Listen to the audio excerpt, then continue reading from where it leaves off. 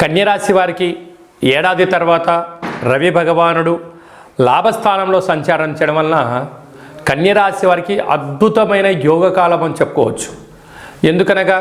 ఇన్ని రోజులు పడ్డ శ్రమకు, కష్టానికి, ఫలితానికి మీరు ధర్మబద్ధంగా ఉన్నందుకు, ఒక శిష్టాన్ని నమ్మినందుకు, ఒక ఆధ్యాత్మిక జీవన విధానాన్ని ఇన్ని రోజులు మీరు నమ్ముకొని ఉన్నారు కారణం చేతనే గ్రహాలలో యోగదాయకమైనటువంటి మీకు మంచి రోజులు వచ్చాయి. ఇలాంటి కాల సమయంలో దీపం ఉండగానే ఇల్లు చక్క పెట్టుకోవడం, ఉండబడిన ధనాన్ని సద్వినియోగపరచుకోవడం, స్థిరచరాస్తులుగా మార్చుకోవడం, కొనేటువంటి కాల సమయంలో డాక్యుమెంట్స్ కరెక్ట్గా ఉన్నాయా లేవా, మన దగ్గర ఎంత ధనం ఉంది అంతే ధనానికి కలిగినటువంటి గృహాన్ని కానీ పొలాన్ని కానీ కొనుక్కోవడం, ఫ్యూచర్లో అప్పులపాలు కాకుండా చూసుకోవడము, సమయాన్ని దుర్వినియోగం చేసుకోవడం, చేస్తున్న వృత్తులలో, ఉద్యోగాల్లో, వ్యాపారాల్లో ఆటంకాలను తొలగించుకొని ఐశ్వర్యానికి, ఆనందాన్ని స్వాగతం పలకడానికి